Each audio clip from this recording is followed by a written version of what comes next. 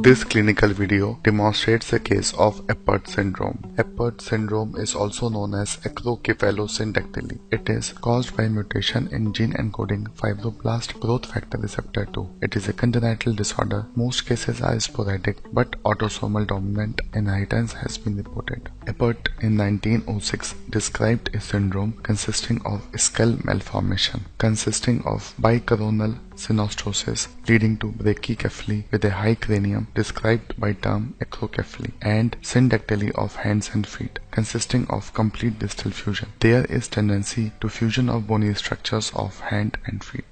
Now let's see a case of Apert syndrome.